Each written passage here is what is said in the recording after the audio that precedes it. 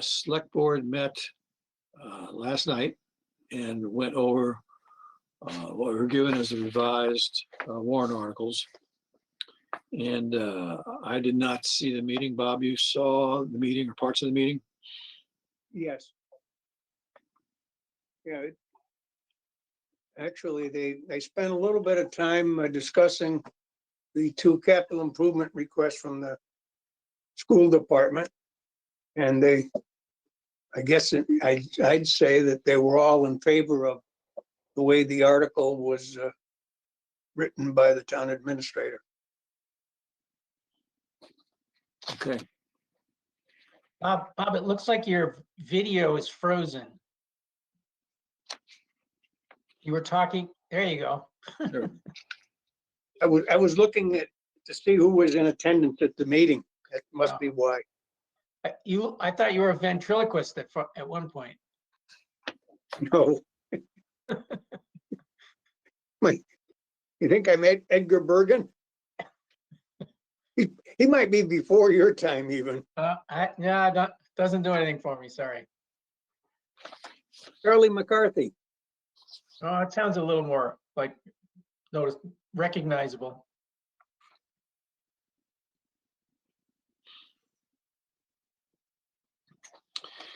Okay, let me ask a question. The numbering has changed a little bit. Was there a new article added? Article 3, maybe? Let's see if I can find the old copy.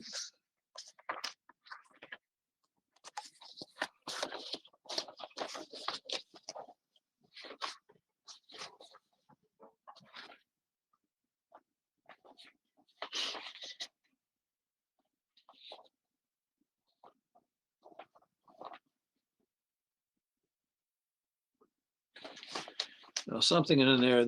There's an article on approving 3-year contract with Finelli Amusement Company.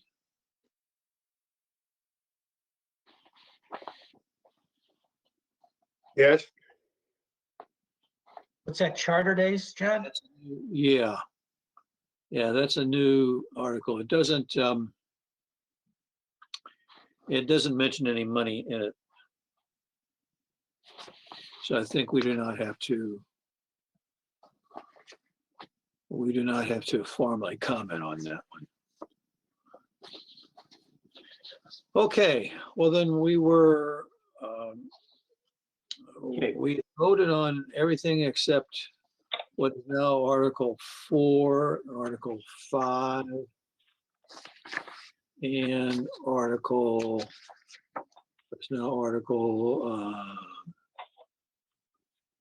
17. The numbering has changed on those. So Articles 4 and 5, I think, meet our expectations for what we requested. So previously there was 3 and 4, right? Previously, it was 3 and 4. There's a new Article 3 in there now. Okay. It's setting a contract with Finelli Amusement Company for rides at Charter Day. So you're saying the wording is, The wording in 4 and 5, I think, is changed to something that is more reasonable. okay, It allows these issues which have not been looked at to be studied first before we commit the funds to them. So I would take a motion that we would agree with this new Article 4. Do I have a motion? I'll motion. Do I have a second to that motion? Scott, okay, I'll second. All right, is there any further discussion on it? I think we had a fairly long discussion last meeting. Okay, no further discussion, and I'll take a vote. All those in favor of approving Article 4, saying we approve Article 4 as written, aye. Aye. Any opposed? Thank you. Same thing with Article 5. Take a moment to read Article 5. The new Article 5.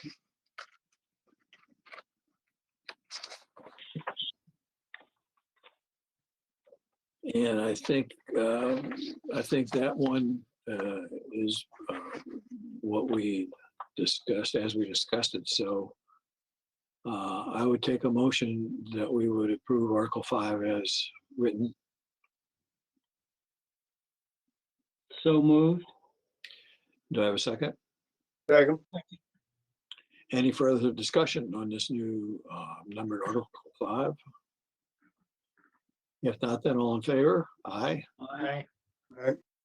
Any opposed? Thank you.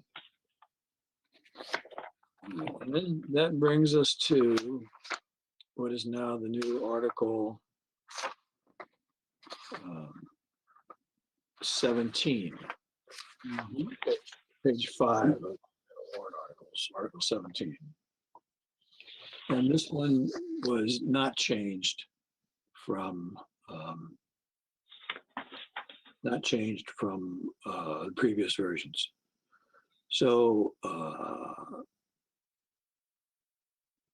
we'll have to have some further discussion about this. And Article 17 for the audience is the article. So it reads that to see a town vote to raise and appropriate or transfer from available funds $360,377 or a greater or lesser amount to operate the ambulance department or take any other action in regard thereto. And for those of you who are not aware of how warrant articles work, they're written up in a particular fashion, language that's just like it's gave. That's not the way that they're read at the meeting. At the town meeting, there's a motion made that includes a lot more detail about the source of funding for an article. But we had a discussion last time about this, and our discussion was that this really is combined with the budget for the fire department, and it's a proposal to take and move from, I believe, 5 full-time paramedic officers to 8. Purpose of which would be to try to see that we would always have 2 paramedics in an ambulance whenever an ambulance went out on a call. Our discussion last time was that it wasn't necessarily that we were against this happening, but we were against it happening without a little bit further study and some things that we would like to know about the operations and about the legalities and about what has been covered and what hasn't been covered in the past. So I see we have is it Tyler Yvonne and Yes. And Michelle Turgeon. Michelle, you can turn on your mic. From the fire department, ambulance department, and we understand that you'd like to have a little bit of a discussion about this article with us. It's fine with us. Yeah, I mean, the main purpose for us being present here is just to give you guys the information you need to make an informed decision on this. I know there was several questions the last 2 meetings you held as to how the staffing is now versus what we're looking for it to become and the reasons why.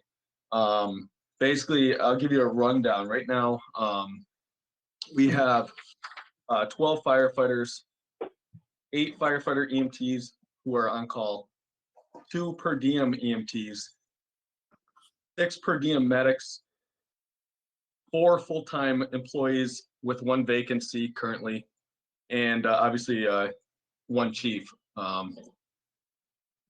So basically, we're looking to add full-time members and make it a total of 8, which would give us enough staffing to have 2 full-time members on 24/7. That will give us firefighter medics 24/7, driver operators of the apparatus, which is a huge liability, driving those around, and obviously they cost a lot. So we definitely need competent operators who can get water off the truck and get the truck there and back safely. Again, the full-time members do much more than just ambulance calls and the periodic fire call that comes in. We also do public assists, fire prevention inspections, permitting, and we plan a lot of the trainings that happen with the department. Last year we responded to approximately 983 calls. 208 of those were fire call onlys, and 775 were EMS calls. Some of those fire and EMS calls are dual responses, so there could be a mix, general mix of calls in there that are both EMS and fire responses, possibly due to MVCs or other rescues. But I'm trying to look at some of the questions I wrote down that you guys had or may have you said, I think there was a question of whether the ambulance can run with one medic. Technically it can, but being a medic opens a whole new can of worms, a lot more medications, a lot more procedures, interventions. So for the liability purposes and safety of the patient, and obviously for the providers, it's always good to run double medic. Obviously we have right now a PB waiver, paramedic EMT basic waiver. Those are waivers only, and they were never meant to be permanent. So our standard that we're trying to create is double medic. So currently the way that we run is during the day, we have, not counting the chief, currently during the day, we have 2 providers on. They're both medics. We cross staff the engine and the ambulance, whatever call goes out first, we go. So basically 3 out of the 5 full-timers are on a 4 on, 4 off schedule during the day. Then the other 2 full-time personnel are on 2 days and 2 nights, 2 12-hour days and 2 12-hour nights. And that's kind of how our makeup is. You have any things that other things that need to be clarified, or any questions, concerns? Tyler, you mentioned only 4 full-time medics. Is that correct? Currently we do. We have 1 opening, which should be filled very soon, because we just had a resignation of a full-time, but our normal staffing is 5 full-time members plus a chief, full-time chief.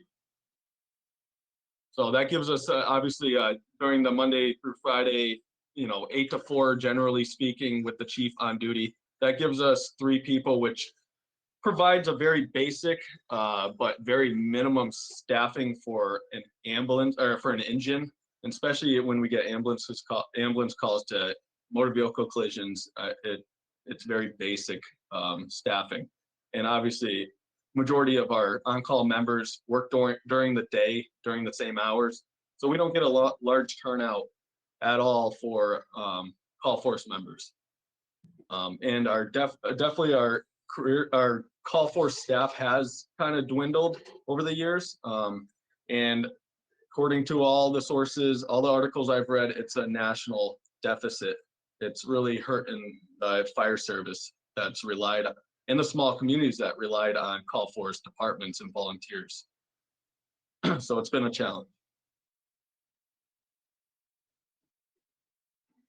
And question, Tyler, Joe Fernia. Yep. Hi, Joe.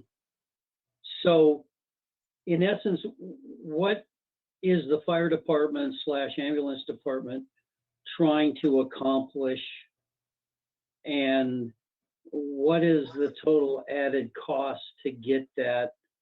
So where is that sort of benefit? Because one of the things, before you answer that, I just want to preface it with this, because one of the things that we talked about was, you know, do we know when the ambulance action happens? I mean, is it, you know, is it 24/7, or do you find from all of your calls and tracking that majority of this occurs between, you know, 6 a.m. and 6 p.m.? I mean, I know it can be 24/7, but in terms of what you're asking and the budget increase and what you want, I get it from a safety standpoint. It's just, we're trying to look at that and say, you know, is there another way to get to the solution that we want? And do we really know, do we know on the ambulance side sort of what that workload looks like? That's a good question. We did do analysis a while ago, maybe a year and a half, 2 years ago. Micheline can answer to the adjustments in the budget better than I can, since she had to prepare it as the interim chief. But basically what we're, go ahead, sorry, John. I said, congratulations, Michelin. So basically what we're trying to accomplish is get ourselves a good foundation with a little redundancy. If we have a per diem medic, which we've had quite a few of, who work other full-time fire jobs, paramedic jobs, they typically schedule themselves out for the entire month, every hour of their waking day, because EMS is all about working multiple jobs to make a living. So a lot of times we don't have redundancy. So if someone calls out, and that call out could be whether they're sick, but it also could be mandatory holdover at their fire department job or their ambulance career, or it could just be they have overtime opportunity at their fire department. We find ourselves basically shutting the ambulance down because there's no redundancy. And, you know, a lot of times it's the last minute. And adding to that with the additional staffing, we've been finding that we don't have a whole lot of driver operators of the apparatus because it does take a lot of training. It's a huge dedication to stay competent with these trucks and be able to pump them and drive them safely.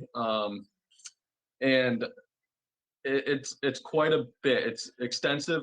So we don't have a lot of driver operators. And with having somebody on 24/7, you'd have a dedicated, obviously, as long as they're not on an ambulance call, you'd have a dedicated driver operator who is competent, because with the full-time staff, we're around these trucks all the time. Every shift we're checking them, going through them, and it's just difficult to keep these perishable skills up if you're not in here and continuously touching the equipment in the trucks. So that's pretty much what we're trying to get at. We want the foundation and something reliable, and it'll give us a little bit of redundancy. Because either way you look at it, it takes 2 people to run the ambulance no matter what. And there's there's a set amount of hours 24/7 in the year, and we have to staff those hours with 2 people. And per the NFPA, we're looking at a fire response being a minimum of 3 people on the engine, and that's also our policy. We can't leave the station without a minimum of 3 on the fire engine. And sometimes that's a stretch for us, especially during the days. It's a stretch for us because everyone's at their work. But also, we've been finding at night, we've been getting hit pretty good. Obviously, sometimes we get great turnouts. Other times we get very low turnout. And we find it's based on sometimes the call that goes out. We're kind of shooting for medics. A lot of the departments are having to hire EMTs right now because there's a shortage of medics. But for practicality of it, we're trying to budget for medics to either hire EMTs and build them to the medic level, or find the medics out there. And obviously that's a little difficult to predict who we're gonna get, because every department's hiring right now. It's a shortage. And we're even losing firefighters to private ambulance companies because they've upped their salaries quite a bit. So they're kind of stealing back from the fire service, where it's always been traditionally the fire service steals from the private ambulance companies, because we usually pay better due to the increase in roles and responsibilities. Okay, kinda- one question, another add-on to what you talked about is that you had mentioned that there are times when you have to shut down the ambulance service. So what is the procedure then for calls and everything else for coverage of Granby when, in fact, due to staffing issues, the ambulance service is shut down temporarily? Yes, so basically, in a general sense, obviously we run just one ambulance, so sometimes we have a good overlap. We have a close to a 15% overlap in calls. So when one goes out, 15% of the time we have another overlapping call during that time that the ambulance is out. So we have mutual aid agreements with the surrounding towns. Obviously, that's not meant to be a permanent fix, but every once in a while, coverage. So I think it's abusing the mutual aid agreement to be shutting down the ambulance and relying on mutual aid. But unfortunately, over the past few years, we've had to do that quite often. If I could just interject there for a second. The surrounding towns are also getting pretty impatient with us where we're not fully staffed to run at our own paramedic level in our town. They're always like, you guys are always out, you guys are always short. Because having the paramedic license for the town is a huge responsibility for us, because obviously we want the best care for our community. And when we're not staffed, we're also violating our license. We've been paramedic license before I got on the department, before '93. We've always been paramedic level. We've provided always the highest service for the community. And the surrounding towns are starting to step up and say, when you guys are going to start preparing yourselves and stop relying on the surrounding community. As Tyler said, yeah, once in a while we understand we have overlaps. They have overlaps because they call us as well. But we need to provide for our own community. And with the double medic, one of the things that helps us that for the redundancy and making sure we have trained personnel 24 hours is if one of the paramedics they're out sick or they're on vacation, we already have another paramedic in place where we can provide other members at that time to cover, and not trying to find a paramedic to work, so we can keep our license at the current level what we applied for at the paramedic level. So it kind of helps us in those areas. One of the things that Tyler also mentioned was when we have our per diemers and they have their full-time job, they're going to do their full-time job before they do Granby, because that's their income coming in. They have, if they want a day off because they've been working tons of overtime and been held at work, they call out at Granby. So then we go short. Then we don't have enough paramedics to do the calls. That's happened numerous times. When I was fire chief, I was trying to cover as much as I could so we wouldn't lose our license. But it gets very tiring when I'm working almost every day, and then I'm working nights and I'm working my day shift. Is we need the service, and so we need the paramedic level. So with the call volume, one of the questions you asked earlier, Joe, was the volume of call. The volume of calls do vary, but majority of them are during the day. So that's when the double medics are there. That's majority of our calls are there. When I was interim, because I just stepped down last month, when I was interim, I was very busy because the ambulance would be on a call, I'm on another call, and we would just call in other departments in because that's just a busy time frame. The severity of the calls, I find a majority of them are in the evening and the overnights. One thing about Granby, we don't have a lot of relaxing calls. A lot of them are high acuity calls. It's just how our system is with the people that we have here. We have a lot of high acuity calls. Having two medics working on a high acuity call is, I can't even find the word to say that, because I've done many calls high acuity by myself, and it's very stressful. And the last thing you want to do is harm anybody, because that's not what our job is. Our job is to make everybody better and to get them to the hospital. So the redundancy of having the 2 medics helps that in that area to make sure we have the coverage that we need. And then we're also able to help each other. Also having full-time members, as like Tyler also stated, is that it also helps on the fire side. We do get a lot of fire calls, and we do need the competent drivers. You figured you guys were were polite enough to get us vehicles that are almost $500,000, $250,000. We don't want anything to happen to them, so we need people who are competent enough to drive to get to the call and also able to run the vehicle and complete the task we need on hand. So that's the other reason why we're thinking full-time members in order to provide the safety for all vehicles. Because we also understand our call members, they also have a life outside as well, just like everybody else has lives as well. So this isn't their primary. So if something up, they won't respond to a call, we still need the truck to respond. It's our responsibility as a department to provide service to the community. Do you want me to touch base on the budget, or did you have another question for me before I went to that? Yeah, go ahead. No, let's Okay. hold off. Let's hold off on the Okay. budget. Okay. Right now, are any of the EMTs that are not paramedics, are any of them qualified to drive the trucks? Why? I have 2. Why? Some of them are not firefighters that actually run at night. Same with our paramedics. Our per diem or part-timers, they're not all firefighters that cover the truck. That's why there's also a little gap there, because we want to make sure the ambulance gets covered, but we forget the fire side all the time. And when they put me as interim chief, I noticed the lack of that side wasn't being taken care of as well.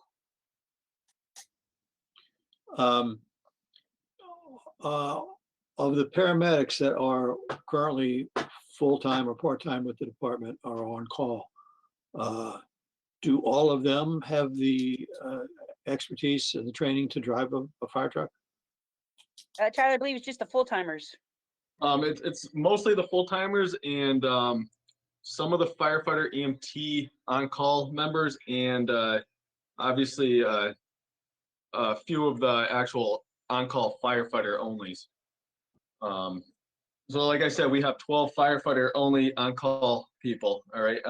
And then 8 more firefighter EMT who are on-call personnel. And then like the per diems are either EMT or medics. They're not fire. So overall, you have about 20 on-call firefighters total. And what do we have? 6 officers, on-call officers, which they're all cleared to operate the apparatus. Being cleared and proficient are completely different animals. We need to be proficient, especially with today's fires. There's been, obviously Granby is a small town, but we do get our share of fires. And if we don't hit them quick, they're going to be engulfing the house, and the house is going to be just a foundation. So we need quick water off the truck. We need competent operators who do more than just operating the truck. They need to know how to use every piece of equipment on the truck, because they're the go-to person on top of the officer of the night. The thing that we've been finding as well is we have on-call officers at night. They get a stipend for the 12-hour shift. They go home, they take one of our vehicles home as a response vehicle, but we've been finding, since we do not know if we're going to have an operator at the station, they end up having to, instead of going to the scene and taking control of the scene and possibly calling in more resources and doing a size up, they have to come back to the station just in case they're the ones having to operate the apparatus. So it's kind of, we've had to backtrack in order to keep the service going. If we had members on, if we had 2 full-time members on, we know they're going to be trained in fire and EMS, and they're both going to be competent operators of the truck. And they could even, if we have officer call-outs, they could even be the incident commander on scene. So they have some incident command experience as well. And we do have officer callouts. And again, there's no redundancy in that. It ends up falling on the chief or the deputy chief to listen in and take those shifts. But again, it'd be nice to have people in station knowing that they're going to be able to get that truck out the door so the officer can do their job and get to the scene. One of the things is when we're saying competent operator, we're not just talking about someone who could drive a vehicle and bring it to the scene. Actually, it's an engineer. I was considered an engineer operator because there is hydraulics. There's things you have to learn about for hose operations, pump operations. It's not just drive the truck to the scene and turn on a one level and then you get water. There's actually a lot of engineering that goes along with being an actual operator. So it's an engineer operator in order to be proficient at the vehicle, not just getting it to the scene. How That's many why we wanted proficient- someone proficient. Yeah, how many proficient operators do we have right now? Is that a registry?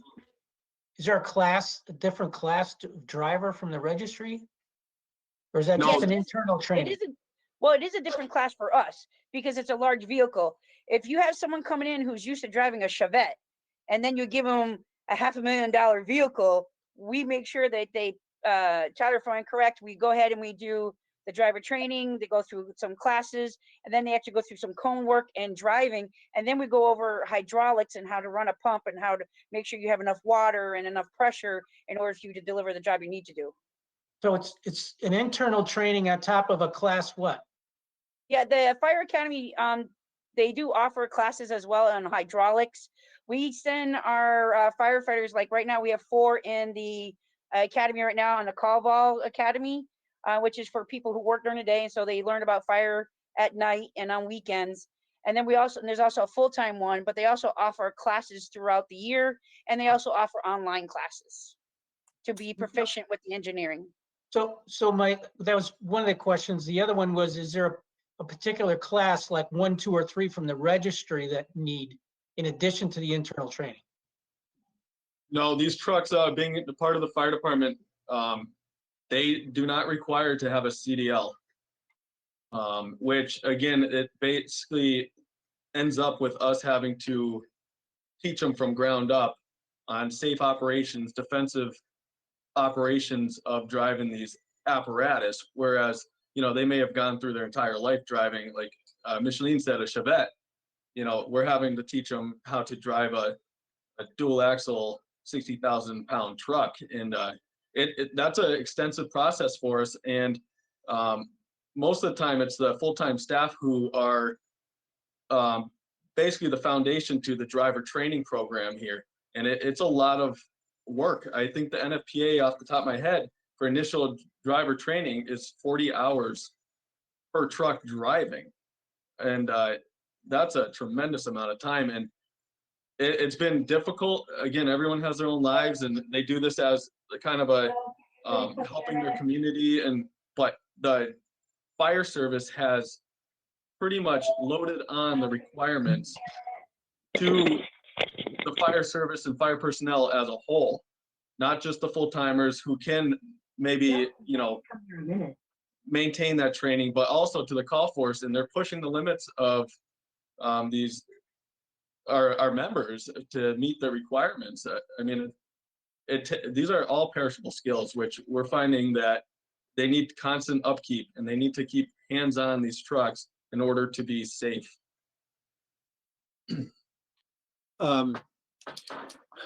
Can you train EMTs to be truck drivers? You can. I mean, that's basically our firefighter EMT classification here. But they, unfortunately, as a driver operator, you can train just driver operators, but they need to understand what's going on scene, because a lot of times we're short staffed, so they might end up cross staffing as incident command, who's running and taking responsibility for the scene and also pumping the truck. So they're pretty much the eyes and ears of the scene. And they could be asked to do anything, throw a ladder. They could be asked to go into the smoky structure. They could be asked to do many different things We've tried to have driver onlys come in. Like we get some people, members who come onto our department who say, you know what, I don't really want to go interior, which means basically you're trained to do search and rescue and fire suppression. We don't want to do that. I would like to just, maybe drive the tanker. So we'll specialize in, training them on the tanker, but that's a different beast as well, because that's usually water supply only. But when you get to an engine, they really need to know what they're looking at on fire scenes, because they need to know apparatus placement, because our hose lines are only so long, and obviously hazards of the structure. So, and they could be the only, again, they might be the only other person on the truck other than one other person in worst case scenarios. So it's difficult. Are all the full-time personnel that we have now, are they all trained to drive? Yes, yep. Everyone's, all the full timers are trained to do every aspect of this department. Fire prevention, driver operator, firefighting, fire suppression, search and rescue, safe education, pretty much every aspect of this department. Since we're so small, it's not like a big city career department where, you may have one job. Your job's to, you're the nozzleman on the engine, your most of your career, but we have to get into every aspect of the department to make sure it runs administratively as well as, during the calls. So they're trained. And all the full-time people are currently either EMTs or paramedics, is that correct? Yes, they're currently they're all paramedic firefighters. Okay. How long have you had this opening for the paramedic? Technically, it's not open until the 22nd, but that member is using up his vacation time and comp time. Recent retirement, a recent departure. Right. Yes, very recent. So again, we have someone in the pipeline. The postings already went out. So that's in the process of filling that position, but we've been, we can't obviously ask for a permanent solution to a temporary problem. So the problem's not having a chief, because that's still running us short, especially when Micheline was in the chief's position. We were operating with 4 full-time firefighter paramedics instead of the 5 that entire time. And we were trying to make do with that. But since she's been in the, she resigned from that position and she's back to a firefighter paramedic position, it got us back almost up to 5 again. But now we fell back to 4 because of the resignation. But these are problems that were persistent prior to the current happenings, with being even shorter staffed than what we've been. Do you happen to know surrounding communities? Well, before I start about that, how often is it that you have both ambulances out at the same time? Do you have, are the records on that? We only have one go ambulance. Go ahead, Micheline? Tyler. I said we only have one ambulance. So we only operate with one ambulance. We don't have two. That's why we're in the process of trying to see if we can get a second, but it's not manned. That second one is only for if we get people who are around and a call comes in. We only run one ambulance. So when we need assistance, we end up doing mutual aid.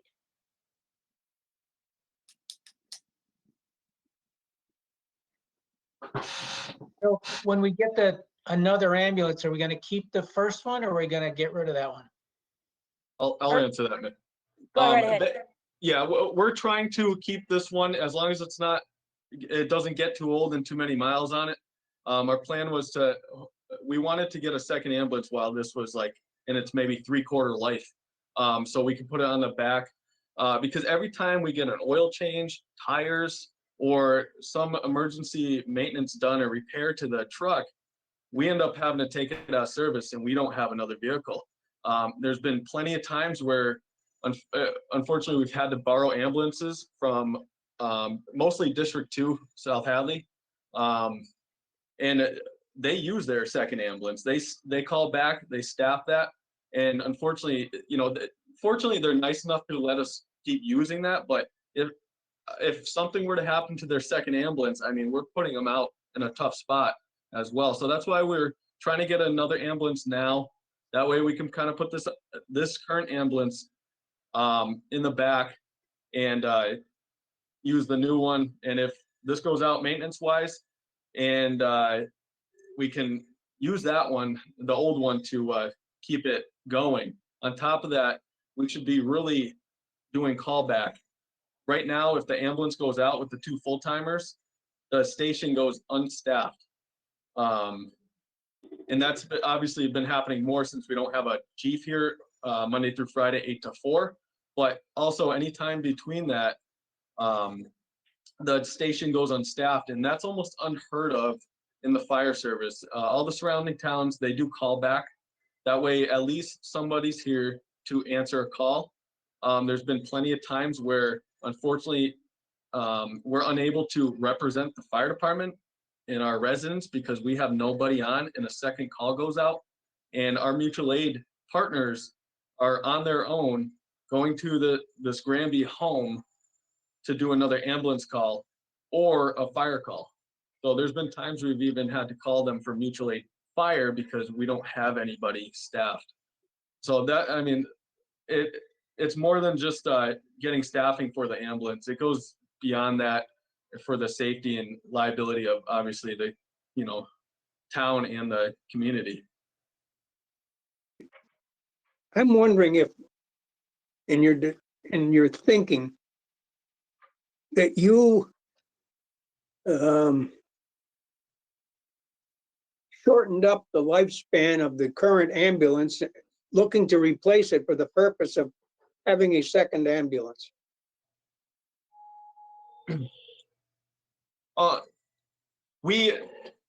Our last ambulance, I believe, lasted 8 years. This one I think is at 6 or 7 years right now. We have over, I think it's pushing close to 100,000, maybe 95,000 miles on it.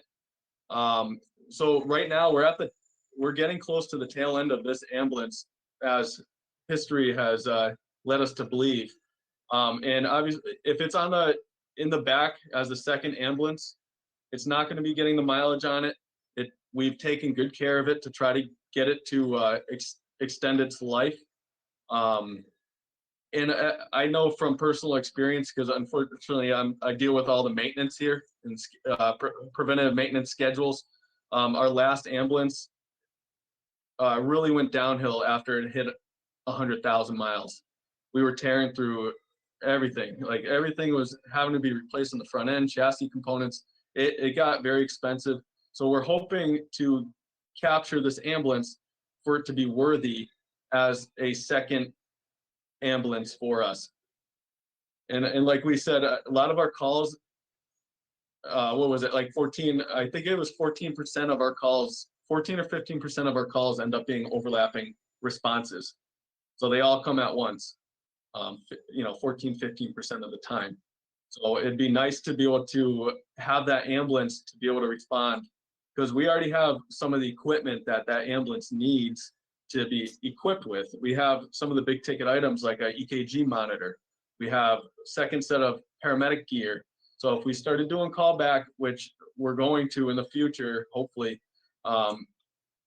that can be staffed. And if we get called, even if the chief's here and he's an EMT or paramedic,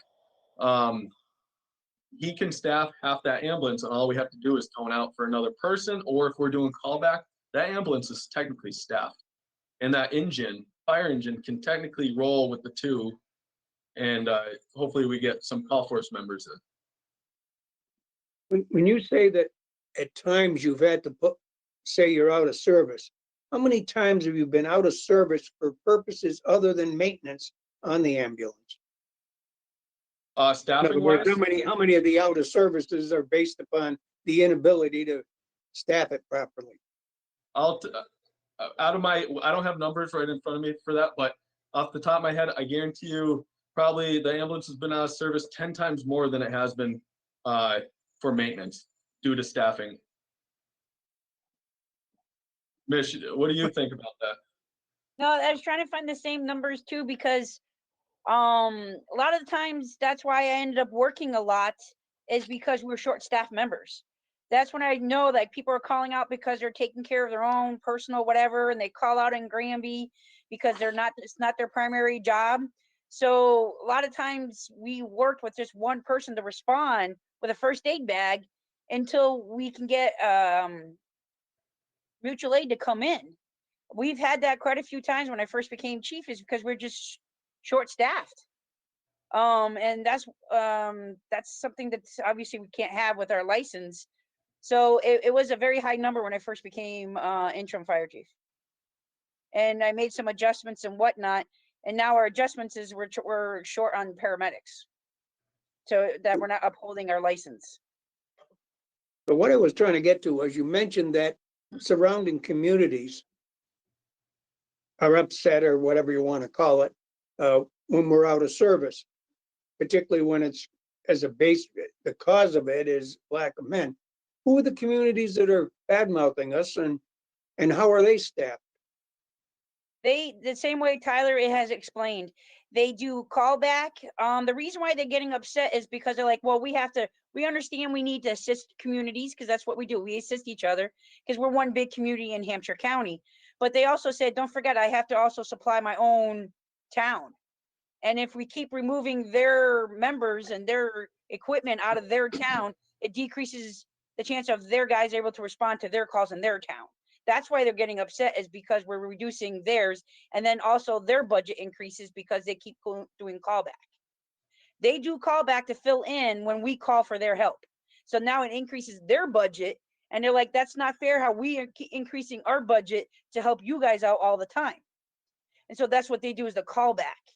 And that's what Tyler was explaining, is that's what they do. So they never have a station without personnel. I guess what I'm getting at, Fire District 2 does not provide paramedic service. Is that correct? No, District 1 provides their service. Okay.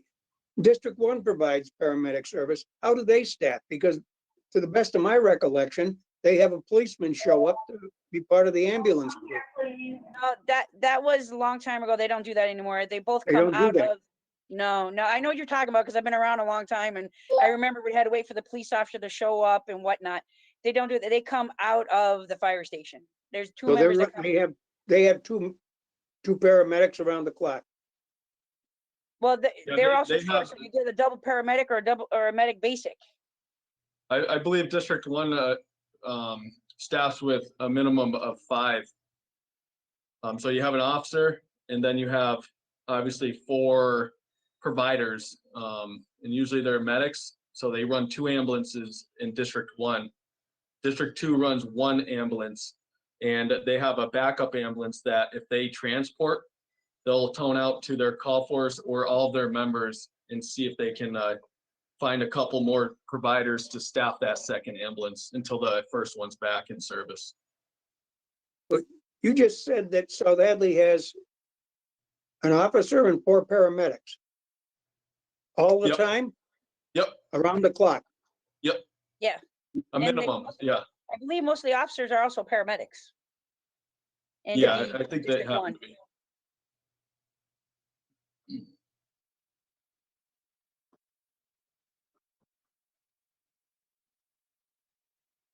The, do you anticipate that there will be a lot of communities that'll be looking to try to hire paramedics as well as EMTs?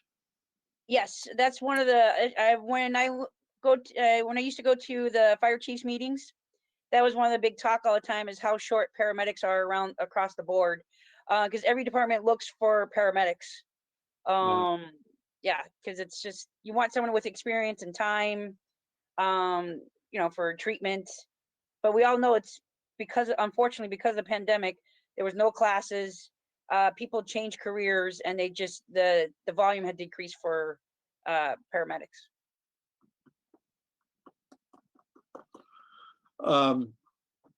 If you're not, if we went to implement this plan right away and you found you could not hire paramedics because they simply weren't there, would you switch the thinking and move to EMTs instead of paramedics, but full-time EMTs?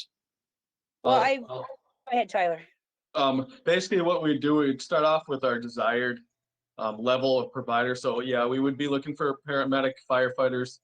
If we weren't absolutely able to network or post and have any suitable candidates come in, we would then probably look for firefighter EMTs who wish to or will acquire their paramedic within 2 years. That's typically what we've seen departments do, is they'll post for paramedic firefighters, but they'll also consider firefighter EMTs who are actively enrolled in a paramedic program or who will achieve or attend a paramedic program within 2 years. And the paramedic program is about 18 months to 2 years long. So it's a big commitment. It's a large expense. It's about 10 grand. And again, that's an investment into the employees. And again, like over the years, the fire service and obviously the police service, those are looked at as long-term careers for most people. I think that's dwindling a little, but I would definitely consider investing in the employee if that's the case, if we were able to find a suitable candidate that's an EMT wishing to go to medic school. In any town, if an EMT is trained to be a paramedic, it would seem that suddenly they're going to be the new face in the market. Is there, and would probably be a lot of competition to retain or hire away that person, I suspect. Working a little bit by analogy that I think probably everyone's aware that last year, the year before, new requirements for training of police officers came down that meant that even part-time people had to be trained to a full-time level, which made it then very difficult to think about having a part-time force because you needed a very special kind of person who only wanted to work part-time. Full-time opportunities exist. What's the rough cost between a paramedic and a EMT on an annual basis? I missed the first part of the question. I'm sorry. What's the rough cost between an EMT and a paramedic? Are you figuring out that? Yeah, Those I'm trying to figures? find it right now in my paperwork. Okay, I can give you per hour because I didn't get to finish the calculation that's all the way fine. across. That's fine. Now at the top scale for just a firefighter EMT, I have it, well, actually not the top scale, but our current is $20.62. And then currently a paramedic is $25.98. But when I created the budget, the way the numbers are, because I didn't know if we were to get people who are experienced or not, I took the higher level of paramedic, which was $31.98. That's how I based the budget on, because it's like when I came over with 20 years experience. So I wasn't going to get started on as a first-time paramedic with no experience because I came in with 20 years. So I did get the higher rate. And so I kind of based everything off of that. That's why the budget is the way it is. So, I mean, basically stating, per the contract, the paramedic makes 26% over the base firefighter. Thank you. I EMT. didn't have that number. Okay, thanks.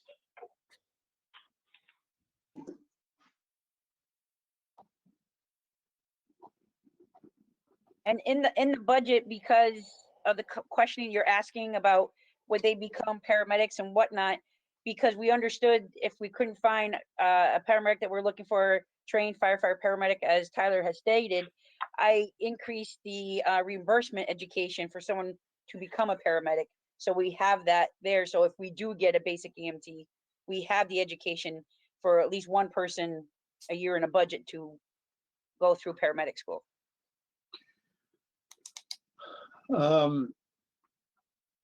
With the open position, you got 5 full-time paramedics, correct? Yes. Yeah, including the open position. Including, Um,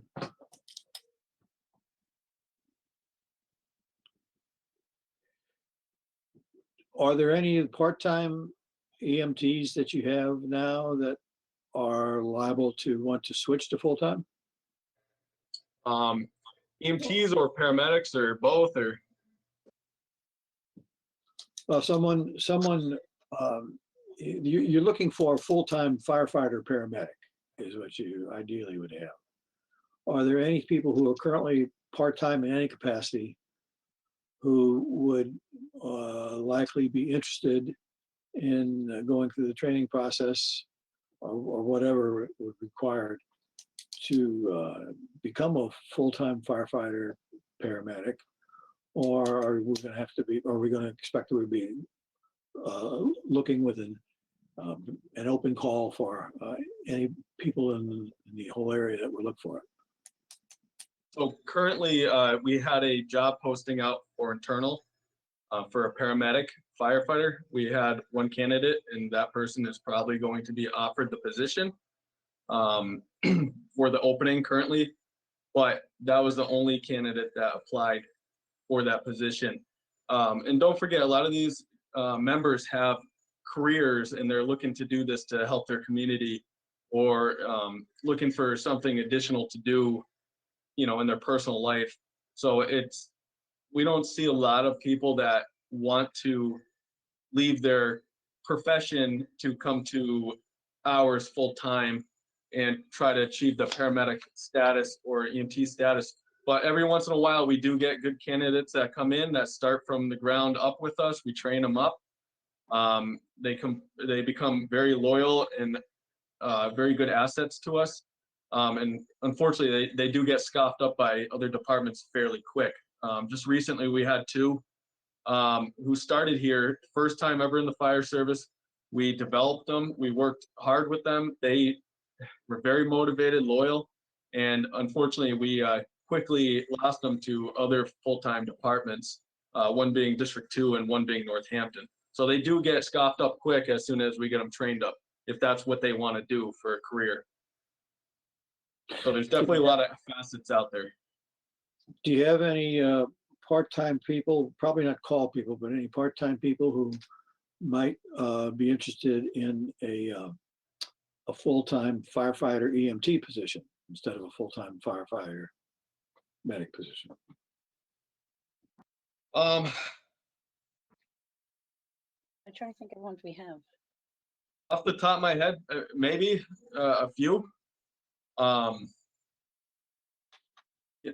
a lot of them have other careers. Even though they're a firefighter EMT with us, they still have another career outside of the fire department. I'm trying to picture in my head all the EMT firefighters we have.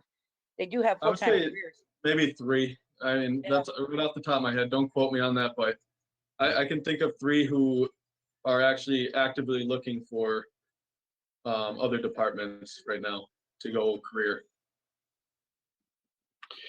Let me give you a little bit of what the finance committee has been thinking about.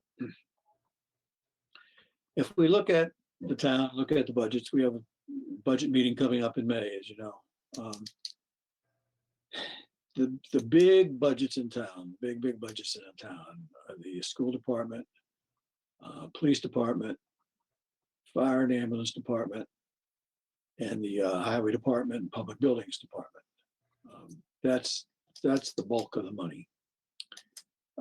They all share characteristics of needing people who are qualified and trained for the jobs that they do. They all share characteristics of knowing that if they just had more people and more dollars, that they would be able to do a better job than what they're doing now. What we also know, though, is that money is becoming very limited. We're in an 8% inflation now. We're going to be next year too, probably. Our tax can go up by 2.5% a year. We have other sources of income, taxes, which is the bulk of the money we have to spend. Goes up by 2.5% a year. It's going to be very hard, not impossible, but very hard to retain people for all towns. With a 2.5% increase in income and an 8% increase in expenses. Most of the budget expenses in town are salary expenses. We also know that the town has been asked over past years to look piece by piece at these departments. And every year with the schools are always seemingly in want of additional dollars for support. But every other department is certainly in that same position. And it varies from special circumstances from one year to another as to which department seems to be the most needy at that time.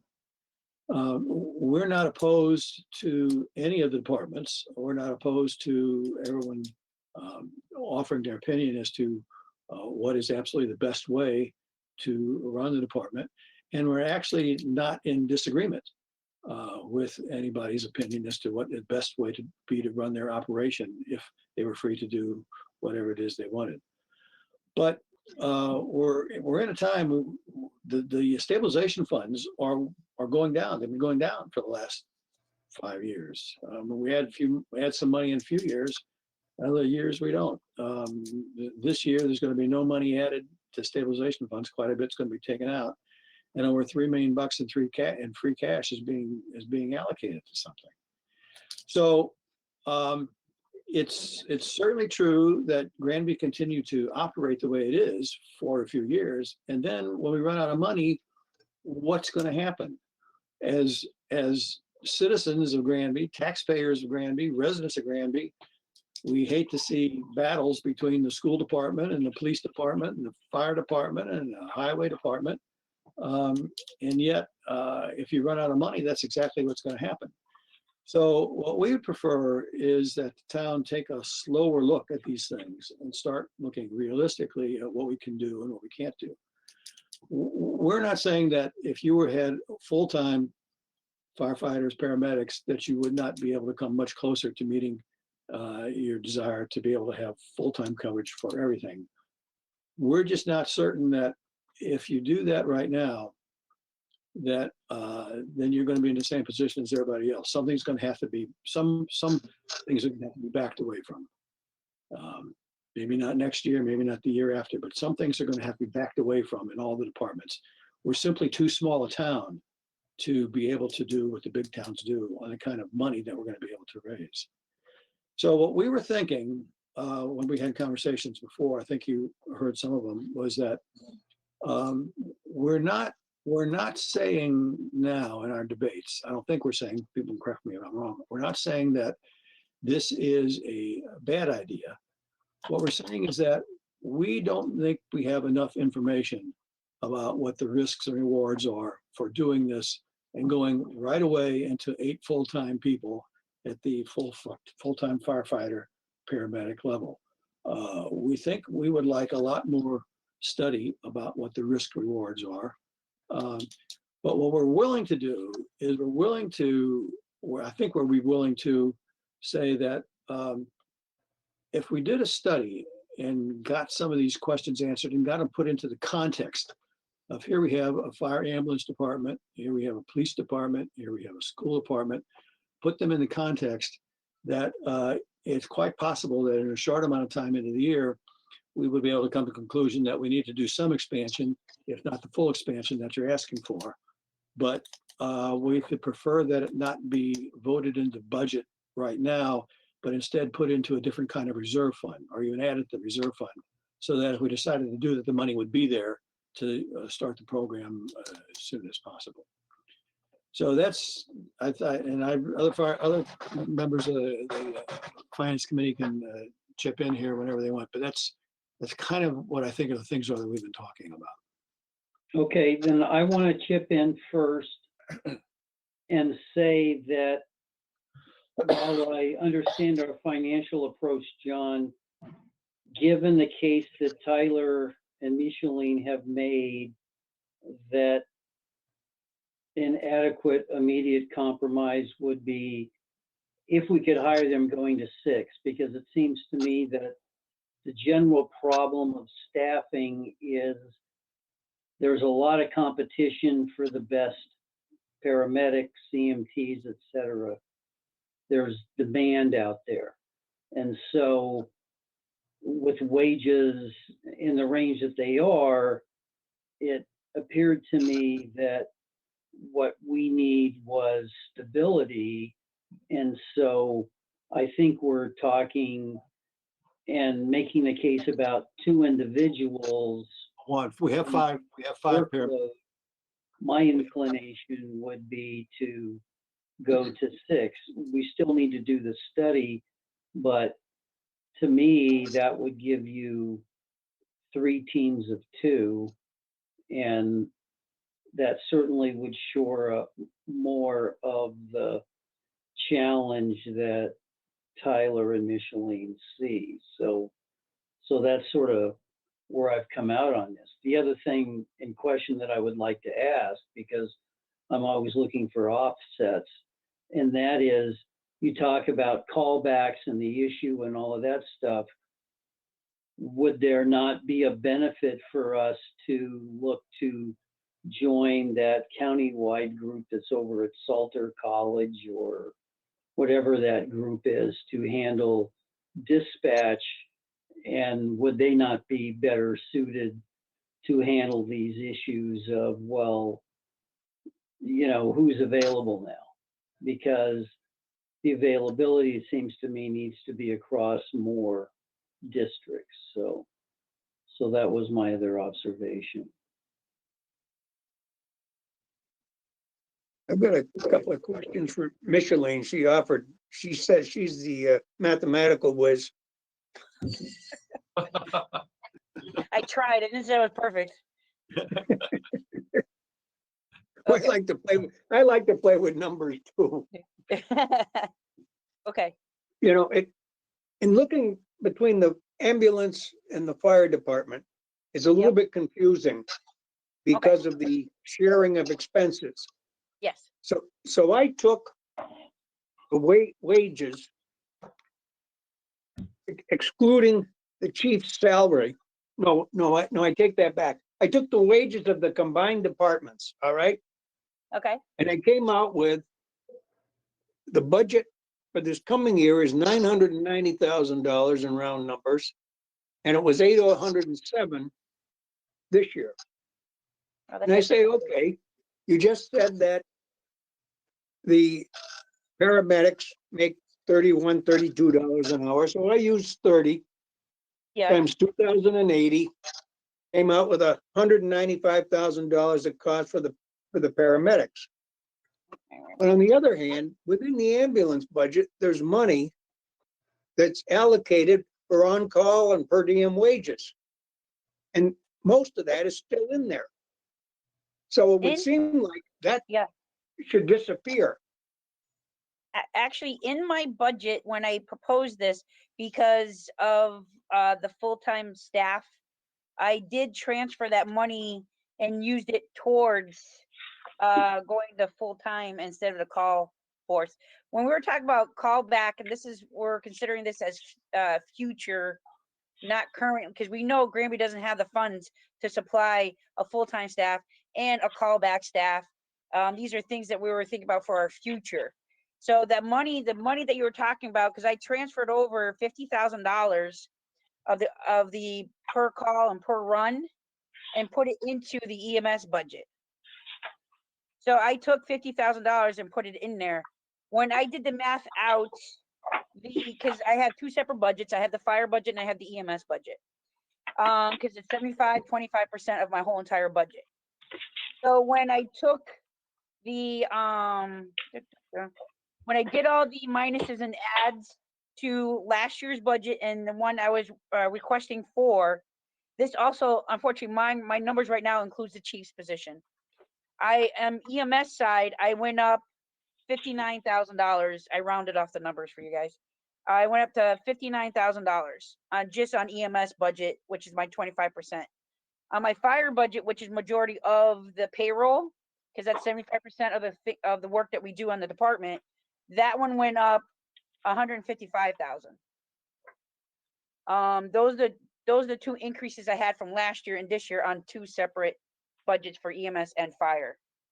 Unfortunately, I don't have the paper that has the whole thing combined together. It's in my computer at work. I know the one you're talking about, the one I submit to Chris about my No, I budget. don't know what you submit to Chris. Or how Well, we ask for it. there's a line item each one that I submit to Chris, and that's where the higher number comes from, because that includes the capital and everything included in this. The one I worked on is my budget itself, and that's the increased numbers I received when I increased from last year's budget to this one. Those are the two difference I had. Let me ask this, let me ask it in a more specifically, okay? Okay. In the budget that we see, all right? For the ambulance department, you have an account 5120 per diem wages, budgeted for next year at 55,000, exactly the same as this year. And you also have an account, let's see, where are we here? I get my numbers here. Oh, I see what you're saying. And then, Yes. okay, and then on all-call EMTs, you got a budget? No, I guess that one you cut out. Yes. Yes, I cut out Okay. the on-call per runs and all-call EMTs. I cut those out because I wasn't sure what you guys were gonna do to me with my budget. So I kept the per diem budget as is, because I wasn't sure what you were gonna do with, like, either say yay or nay. I still needed money to take care of the members that were there. So that's why I transferred $50,000 into the per diem budget, which is the other half, which would be the full timer if we had the full timer. But if you guys didn't give me the full timer, I still needed funds for the EMT or paramedic covering those shifts. but the fact of the matter is, the budget that we're presented with shows eight guys, which would mean if you're gonna make an assumption to hire enough to have 8 people, you gotta get rid of the per diem wage. You won't need it. Yeah, the one I have is on me right now. I know exactly what you're talking about, because right now the one I have on me is for a 6th position. That's what I have on I brought home to me. And the other ones are at the fire station. I know what you're talking about, and it would make sense to do that. Or if we had the 8. I mean, we still need some meat left on the bone for coverage of those positions still from per diem staff. I mean, just for call outs or vacation time. So I don't know if we can get rid of that entire figure, but it definitely could be decreased in my opinion. See, the way I sort of look at it, we're hiring, we have a problem, we have a way to staff everything right now. It's obviously far from perfect, but we do spend money doing it. So we're hiring in about $200,000 worth of full-time people. The total budget goes up by 200,000. So all this money that you've been using to pay part-time people, calling people and so forth, that seems like it isn't needed. So that when we look at the budget, we say, well, that combined is up 200,000. That doesn't make sense. It's too high. Let me tell you something else about the budget. At the meetings, the annual town meeting, we vote on a budget. Right. We do not vote on individual lines within the budget. As you say, we do not vote on part-time wages. We do not vote on call wages. We do not vote on overtime. We vote a compensation line, and we vote an expense line. And the way this is set up now, the compensation line has way too much money in it because it has both contingencies in it. And it's not needed to have both contingencies in it.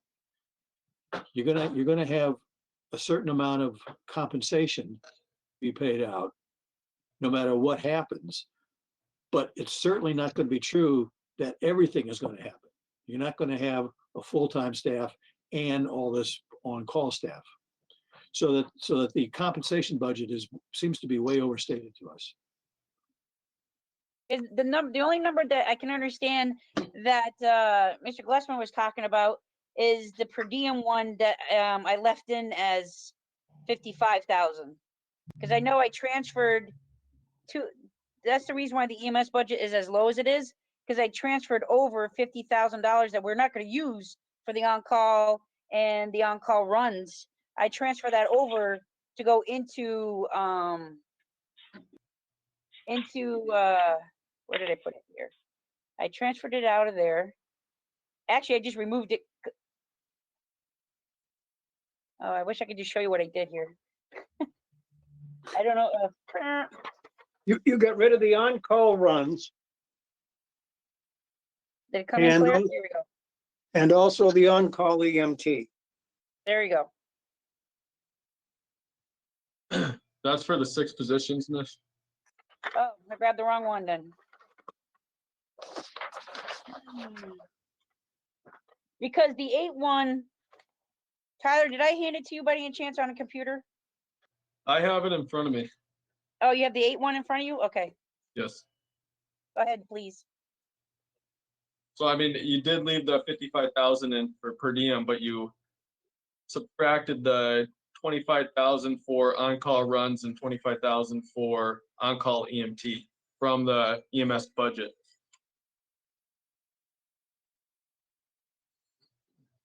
And that's for the 8.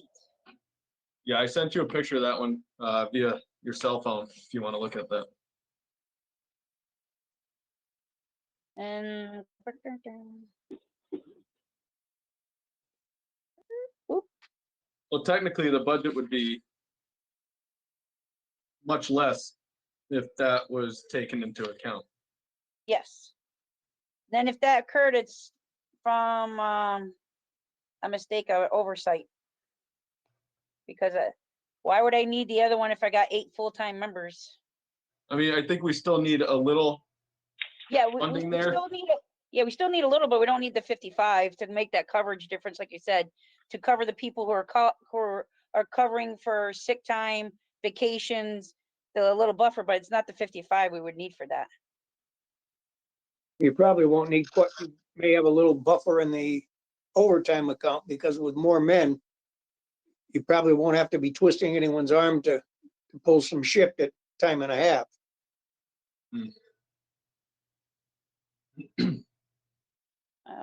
Believe it or not, I didn't catch that. I am so sorry I didn't catch that. All right. Would you gentlemen be open to pushing 2 positions forward? Well, 6, theoretically, you've got 5 now. Right. Yeah. So 6, that was 2 positions, is including the opening plus 1 more. Yeah, for a total of 6 firefighter paramedics. Yeah.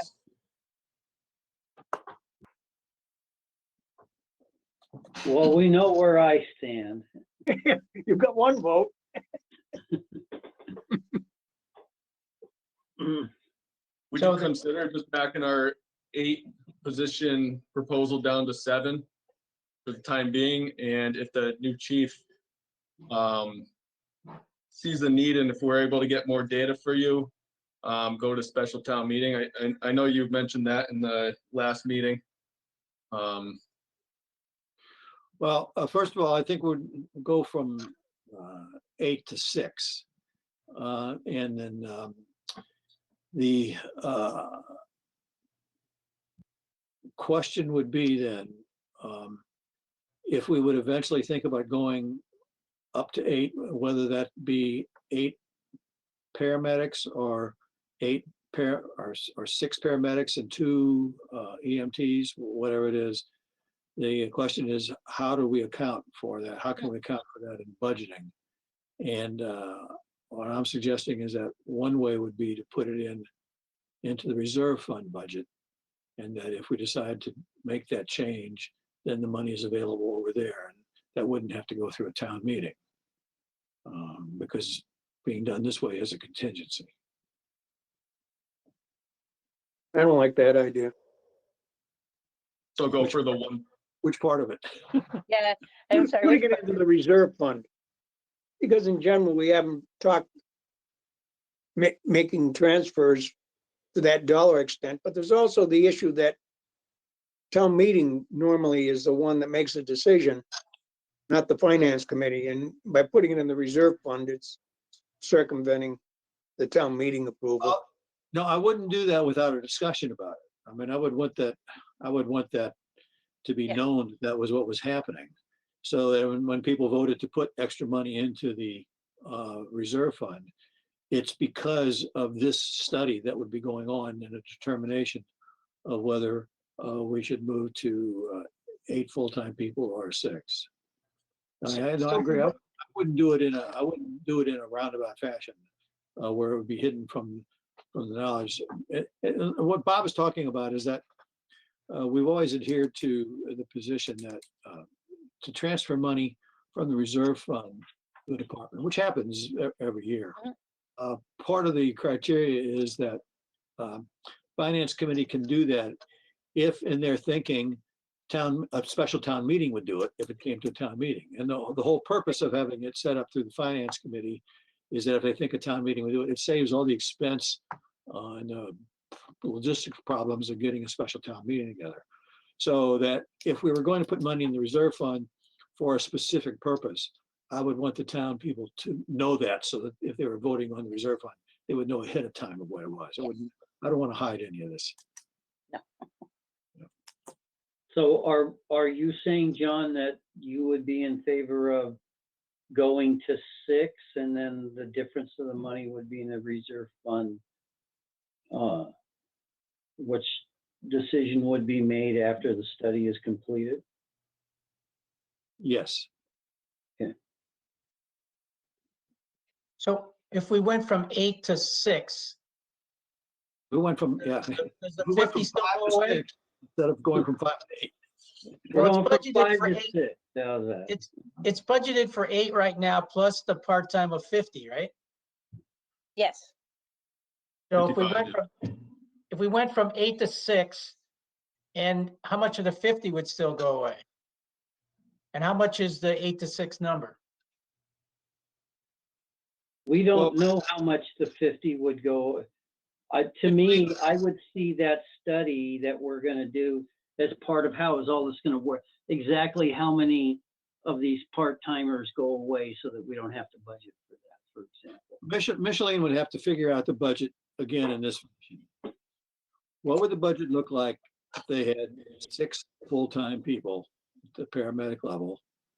And that the other 2 people were still covered under the way they cover them now with the part-time or the call time.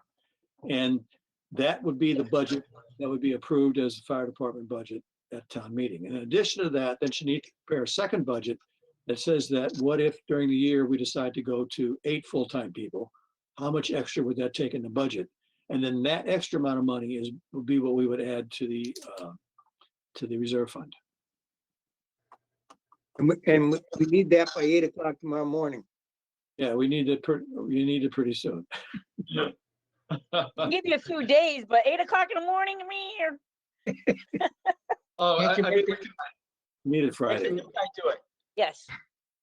we can I can kind of come in and- speculate, because Mish did do a kind of a budget on 6 positions, but obviously she left in that did you leave in that 55? I left in the 55 because we only went to 6 people. And when I did that, I Or 50. transferred the 50. That's when I was reading off. I transferred the 50 because we wouldn't need the 50 anymore. So actually, I shouldn't say transferred. I removed the 50. And I Okay. left 55 in for the per diem. So that's where the numbers I received already. I already did a 6-person position, and then the numbers that would come across to with the 6. I can redo So- my numbers because you also said don't put the chief in. Unfortunately, right now my numbers have the chief in it. If I just did regular wages, I can get you a number for that, no doubt, in a day and a half or a day, and go Why over is- it with Tyler. Why is it the chief's number in there? Bob? Why is the chief numbers not in here? Now, why Because I- don't you want the chief's number in there? Well, I thought, Mr. Glessman was saying that he wanted it without the chief's numbers. No, I don't, That the was just, budget that we have has the chief's pay in the fire budget, not in the ambulance budget.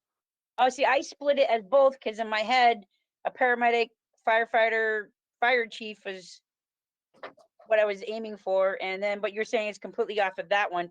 So I can make the adjustments that you're saying, is keeping it on the fire budget. Let me So see. if I could just make an observation, suggestion, whatever, the way that I would see the budget right now would be, instead of going to 8, you're only going to 6, so there's a $1 difference there. And Mhm. right now, we don't mess with the per diem yet, because we Right. don't know what the impact is until we get the 6th person going. Okay, But where we're ready to mess with the per diem is we do this study about going to 8, and as part of that study becomes, okay, how many per diem do we really get rid of? How much of that money goes away there? Joe, I disagree with that. I disagree with that. Micheline, Okay. you should be able to do a budget that has 6 full-time people. And Okay. then adjust the per diem, because the per diem is based upon what you had during this past years, right? Correct. Right? Just reduce that to 2. okay, And then put that in, and the rest, but keep track of that extra amount of money. yes, And then the extra amount of money, then figure out a budget, then figure out what the total budget would be if you Okay. had the 8 full-time people and you didn't need very much of the per diem at all. okay, And that, the difference between those two, let us know that specific figure, and that Okay. will go into the reserve fund figure. because I know I calculated, the budget for 6, I have it, I bet you it's in my computer, because unfortunately I didn't take it with me. Because I know I had to calculate how much would it cost for a per diem person to work, what shift, how many times between, if I had a full timer and a per diem on the other side, so the numbers will decrease, because I don't need them for both shifts anymore, because we have a full timer. Right. And so I do have those numbers completed, because I was trying to figure out what would work best for the town. So I went through full-time, part-time, per diem, and I have all these numbers, and they're just in my computer. But I know what you're talking about. Okay. And Bob, should the fire chief salary be split between the 2 departments? Yeah, Okay, I was talking that a year ago, when the budget was done, all of the fire chief's salary was dumped into the ambulance department, Yeah, but which for is your, entirely different issue. yeah, because it's different issues. And for your budget for next year, split Right. the Split. fire chief. But I Okay. also think that you may need to show some money in the on-call, the 2 on-call accounts. Because if you don't have the full-time medics, somebody's got to do some staffing in there. that's why I was gonna keep the per diem one, that line item, instead of the on-call and the on-call per call. I was gonna work with it and work on the per diem, check those numbers out, and then have a buffer for the people who are calling, our members who call out and they have to fill in the area. I'll have it all written down for you line by line, so you can read each one and how it's divided up and how I came up with the numbers I did. I'm assuming that's what you're looking for. Yep. Okay. Yeah. Okay. Yeah, give it to you probably in a day and a half, if that's okay. You turn and give it to Chris. Yeah, we'll get that done. Great, thank you. We appreciate your time, gentlemen. Oh, we Yep, appreciate. big magic. We made magic here. I mean, we got it all resolved. It all works, and Micheline's already got most of it done, so we're in good shape. And we do understand a lot more now than we did before. And we appreciate that. Perfect. We Thank you. appreciate your time. Thank you. Thanks Thank for you. your time. Thank you. Have a good night. Go on. Okay. Bob, then we'll wait till we'll see what these budget figures look like. And then what we will just do is either amend the warrant article on the floor or figure out how to use all that money anyway and have a small amount of money allocated from the other sources. But, I mean, that should be easy enough to do, just to move the money back and forth. We're talking about basically about the same amount of money.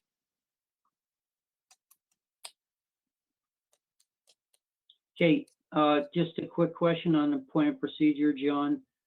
So after they come back with that, we'll get that budget back next week, and then that'll be This the week. basis of some kind of change on Article 16. Well, Is Article that how 16 it's gonna work, and then we vote on that? Yeah, warrant article 16 isn't going to change. Yes, That's not going to change. So we've got until the town meeting to decide what we want to say about that. If we want, how we want to amend it. We don't, nothing has to go into print. and we also haven't approved 17, is that correct? Or did we already approve the ambulance?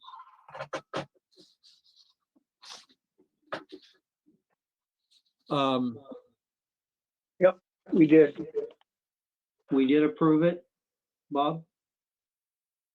No, we didn't. The fire and ambulance, I think we left out. I think we left them both out Yeah, but- together. but- That's my little Fire, scribble. wait a minute. Fire and ambulance or the ambulance purchase? Article 16 and 17, ambulance Purchase, purchase not also. purchase. No, We haven't approved. we approved the purchase of a new ambulance. But we didn't approve, I think, the fire department budget and the ambulance department budget. Because we were waiting to see how this thing went. Okay, so we did approve Article 17, Well, which is the one to bond 399,000 for the purpose of funding the purchase of an ambulance. That's Article 17. It would have been nice to No, know. not anymore, Joe. no, it's not anymore, not anymore. Oh, not anymore, It's okay. now 18. Oh, it's Article- eight- Article 18 is $399,575 for the purchase of an ambulance. And what happened to the old Article 18? The old article, Nothing, there was an insertion of an article for the there's a new article, Charter Day finale stuff. there's a new Article 3.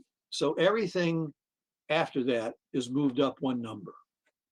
Mhm. What used to be Article 16, which is the for the ambulance operating department, is now Right. Article 17.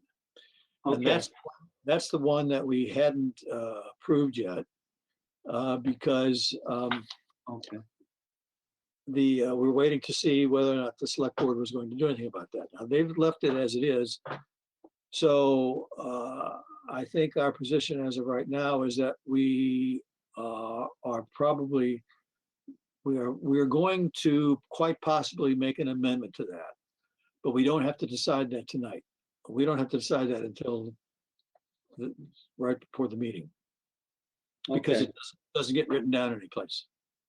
okay. We voted all the budgets except for the fire, the ambulance, which is the warrant article, and the school budget. Okay. And we have up to the town meeting to, Well, something goes into print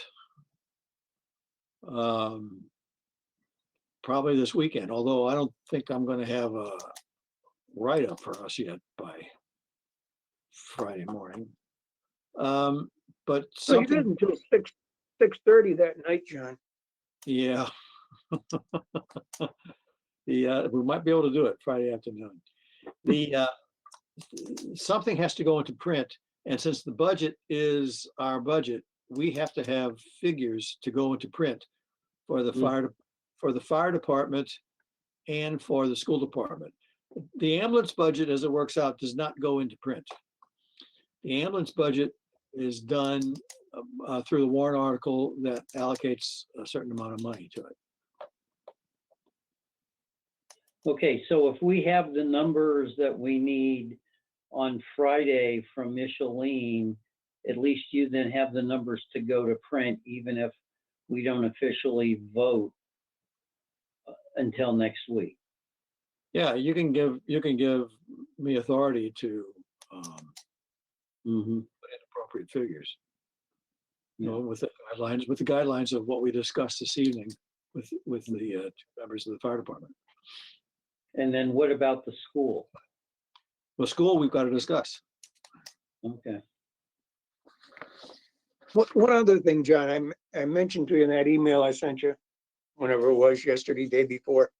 Yeah. We talked about putting some money into the selectmen's budget, is my recollection, for any costs that might be involved with Yeah, the study for the schools. Or the alternative forms of education for them. And we didn't specifically say anything. We approved their budget without specifically saying that that money should be in there. So do we want to revisit that?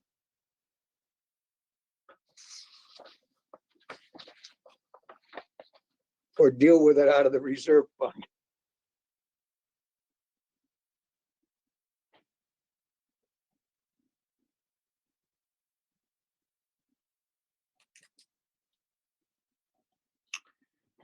Um,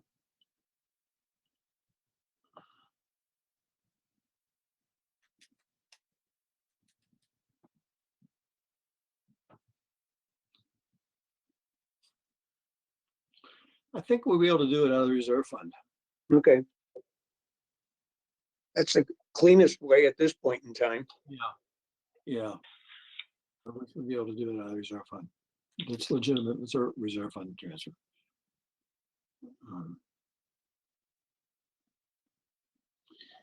Okay, school budget. Let me check on something.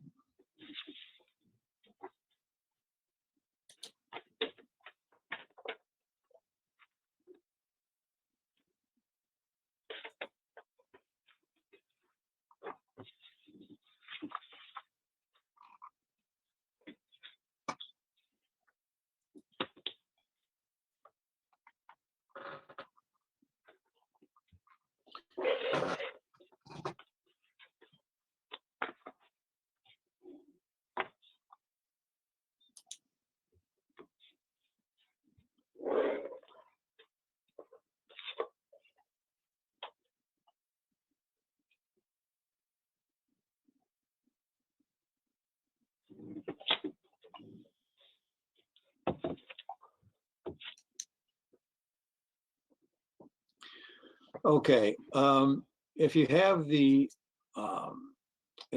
document that's the most recent budget summary and notes, the fiscal year 2023 budget summary and notes, was the revision of April 8th, I believe.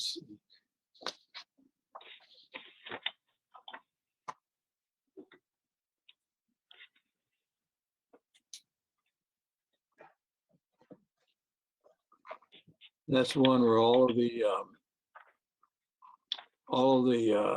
additions to stabilization funds were removed.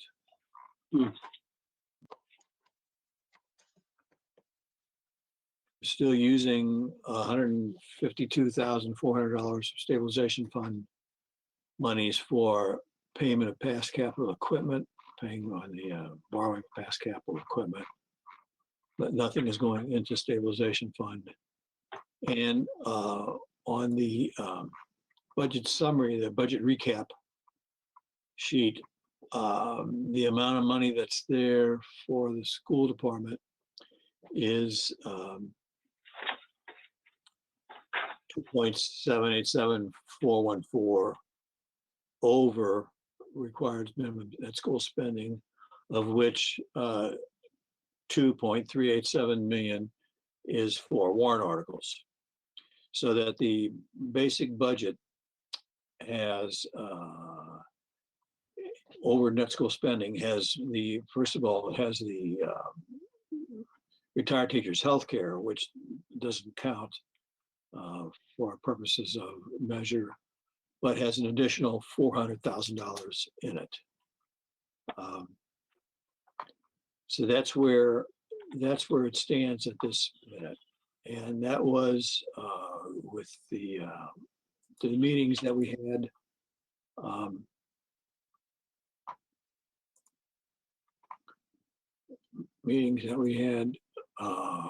Excuse me, checks on. Meetings we had with the school committee and the superintendent, where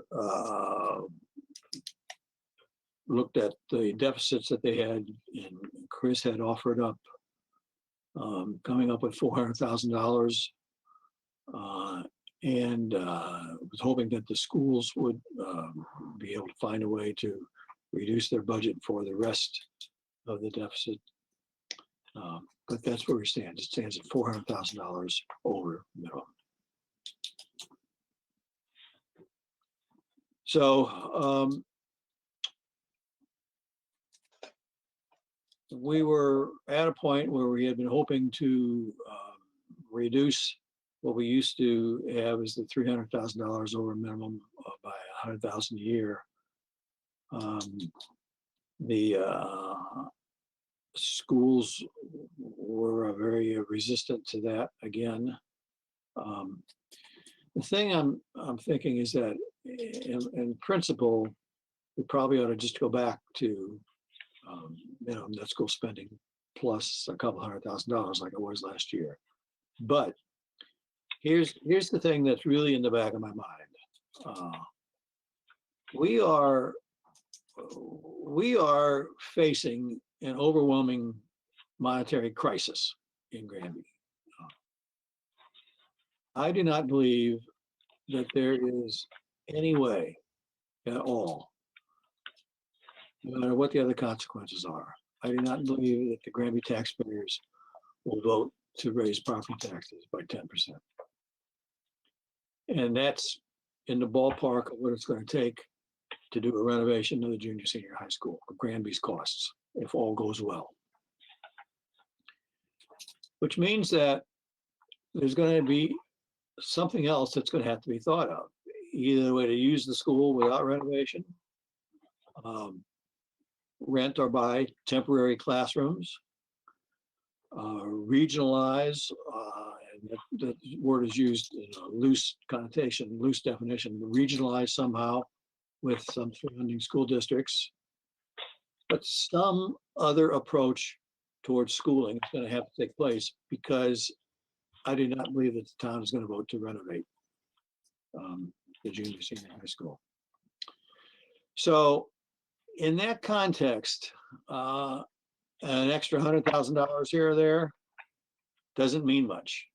That the real thing that people have to understand is that we're facing a potential crisis, which is going to have to be solved within a few years. So I would basically pretty much give up on next year's budget and say $400,000 is okay. So that's the way I've been thinking about it fairly recently, and I'm be more than happy to entertain additional thoughts. The budget that the school presented has the town contributing $600,000 Yeah, that's not based upon the use of the ARPA money or whatever it's called to offset the cost of the kitchen renovations. And then they wanted the town to come up with an addition with a like 200,000. It's a net wash as far as the town's finances are concerned, because you reduce the use of free cash on the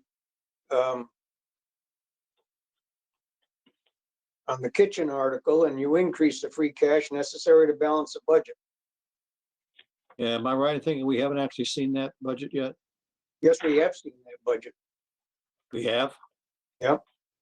What, am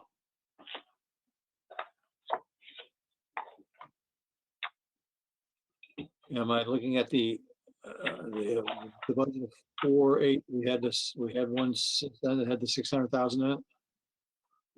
Pardon? I was quoting from the budget that was revised on April 8th. Have one since then? No, the 8,037,000 has 600,000 from the town. All right, hold on just a second.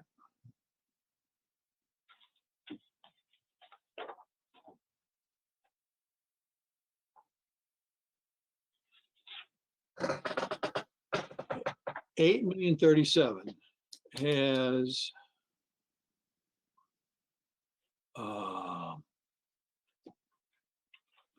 it's broken down into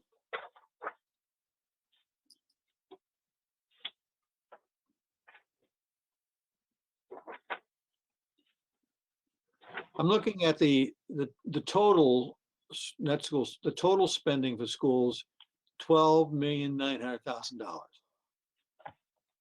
Yep. And that's $2,787,000 over the required spending. And a couple lines above that, it says there are $2,387,000 in warrant articles.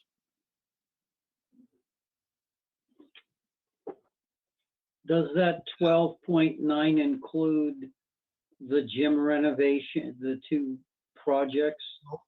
Warrant articles are $2,387,000. Let's see what those two projects are. I'm gonna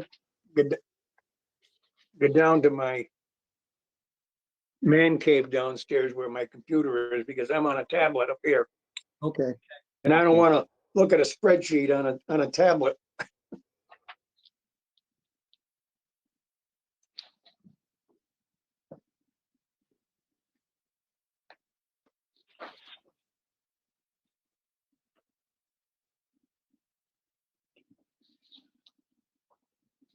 yeah, the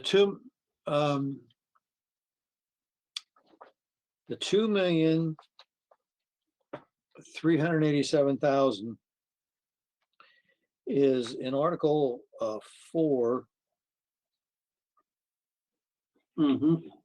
Article 4 is 1,337,000. Article 5 is 1,050,000. The two of those are the $2,387,414. Now, what was discussed, but does not appear to have made it into here, was that there would be an additional $200,000 coming from the school lunch fund that would go towards renovating the kitchen. And in exchange for that, Right. the town would put in an additional $200,000 into the school budget. But I don't see that. I don't see that on these pages anyplace. And I'm not opposed to that being worked out, but I don't see anything that talks about those.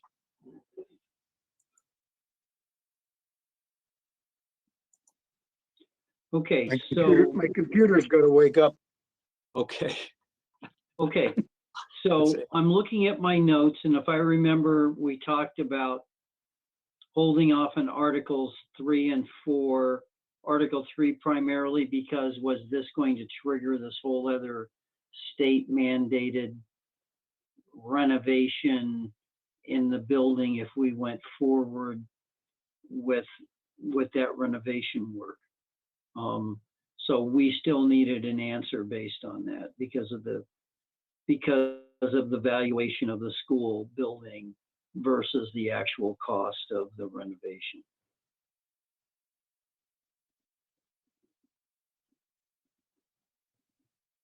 And I don't think we have an answer on that yet.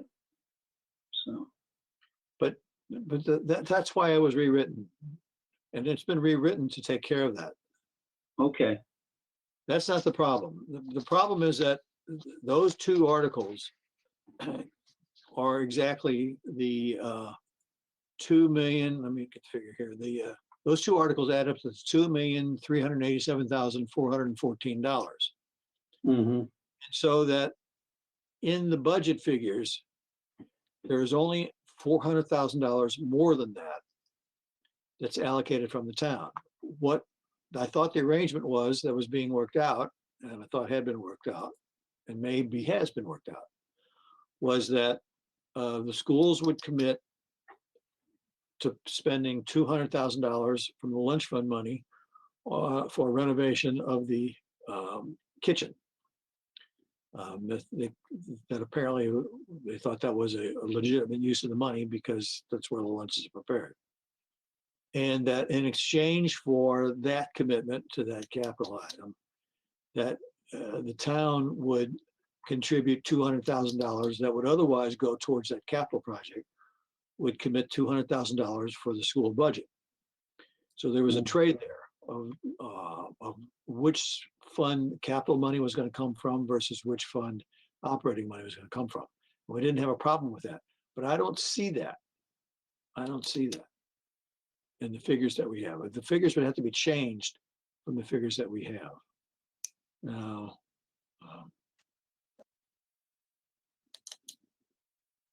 but I haven't heard anything one way or the other.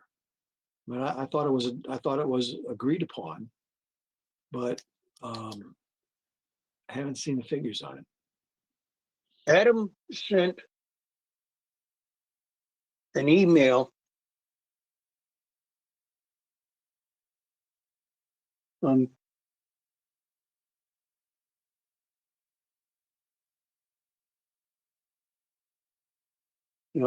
actually, let me see. Yeah, Adam sent an email on Thursday, April 14th with the revised school budget.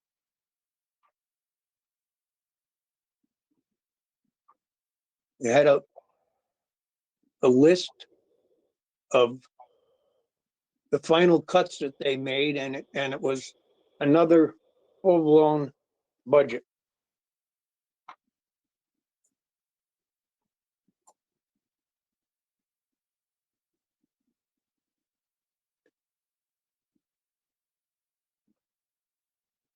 And it shows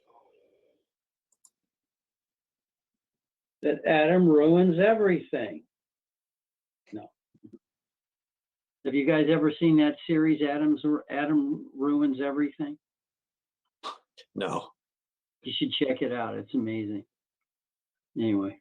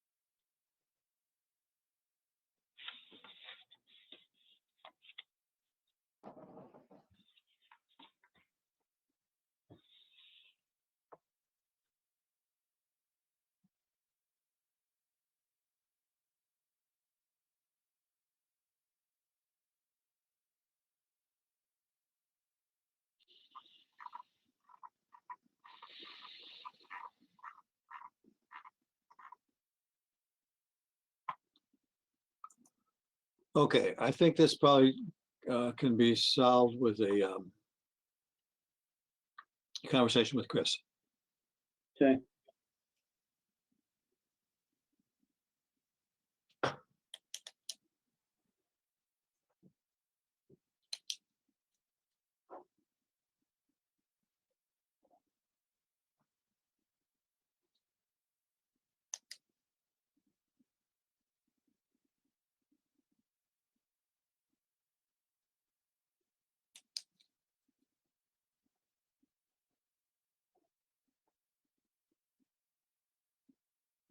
So what else do we have for tonight, John?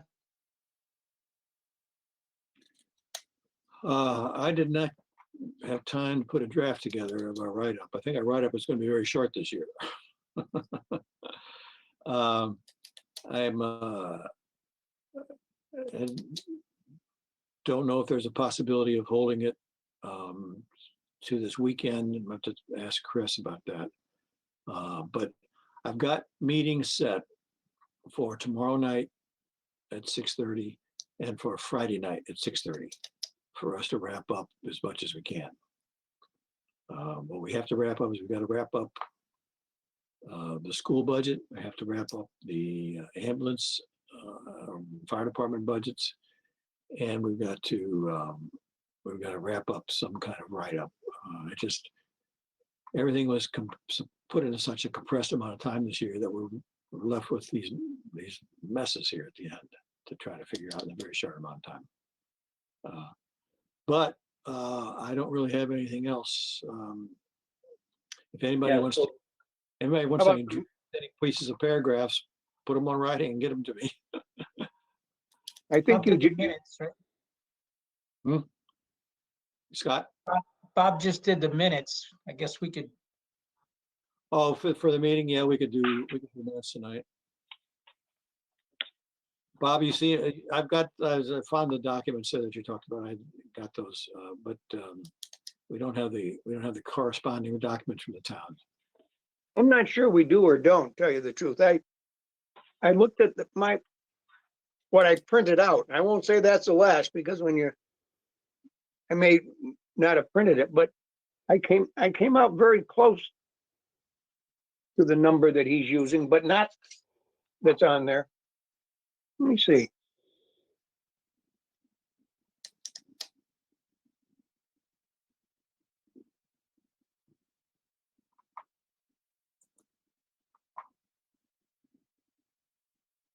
No, I came out with a different, so I don't know if I'm using, what I'm looking at is Chris's last go round or not.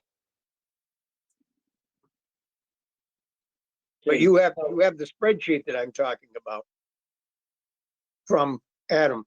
From Adam, yes, I do. Yes. Yeah.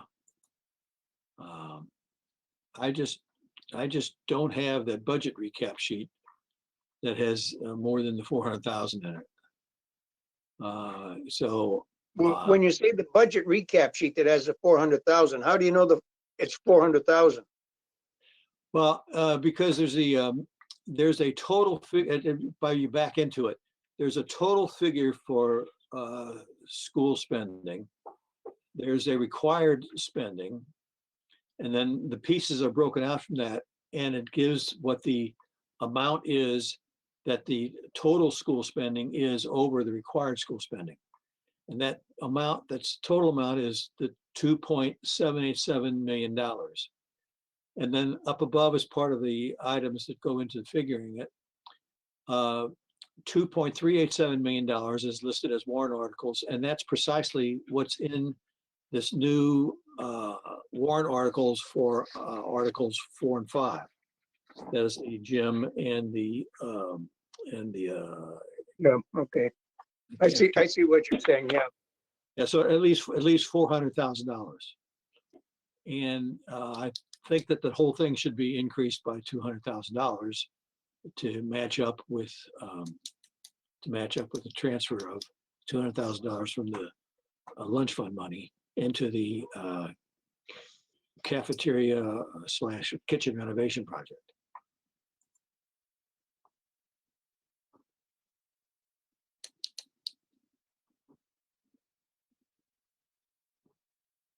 And I'll just write Chris an email tonight and ask about that item.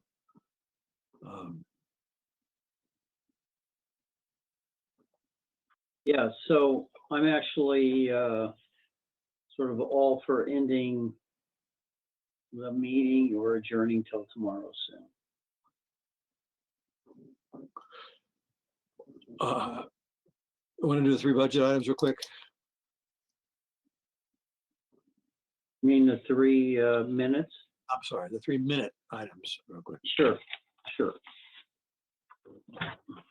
Okay, Bob sent us minutes from 3 meetings. And let's just a second, let me. From Last September, last September, Ninth. last September 9th, last February, this Fifth- past Feb- 15, and last March 23rd. March 23rd, the joint meeting. So I would take a motion to approve the minutes of March 23rd. so moved. Do I have a second? Second, Any discussion? Not all in favor? Aye. Aye, Okay, thank you. I'll take a motion to approve the minutes from February 15th. so so moved. moved. Do I have a second? second, Any further discussion? If not, then all in favor? Aye. Aye, right, And I'll take a motion to approve the minutes from last September 9th. so so moved. moved. Do I Second, have Second. any further discussion?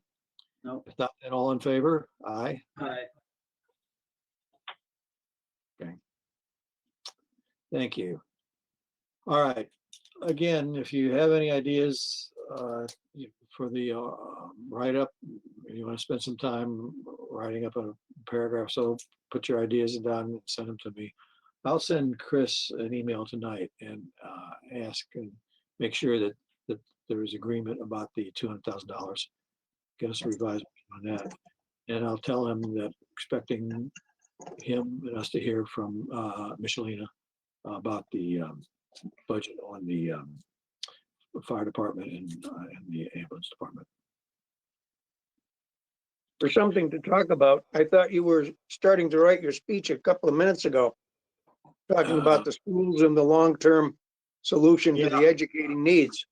Yeah, that's what I'm thinking, that just may really make the facts and figures real short and just say, look, to us, it seems like we're looking at a major problem that is not going to be easily solved. And it's going to take a lot of cooperation of a lot of people in town to get to a solution. sounds good. Small town, big services, doesn't work. Doesn't work. Okay, well then we'll recess. Unless you want something else you want to do tonight, I would take a motion to recess until 6:30 tomorrow evening. Just a question or point of information. I think we need to reconvene no matter what tomorrow. Yeah, so moved. Oh, yes. Yes, Even if we just turn around and recess again till the following night, but yes. otherwise, if we don't ever call that meeting back to order, we don't have a meeting posted for the following night. No, we have it posted for tomorrow. No, we have recess. The calendar reflects that we're recessing the meetings to get there. Yeah, Okay, aren't well, act- then They aren't actually a formal posting. Okay, so well, 6:30, then, 6:30 tomorrow night, we have to definitely meet. yes. Okay, and we'll have some things to report on. Okay, so am I just making a motion To to recess. adjourn this meeting, No, to to recess, to Make a motion. recess the meeting? To recess the meeting till tomorrow at 6:30. Okay, as opposed to adjourn, right, okay. Yep. We're not adjourned. Okay, recessing. so moved to recess the meeting till tomorrow night. Do I have a second? All right, any further discussion? No. Not then, all in favor? Aye. Aye. Thank you very much.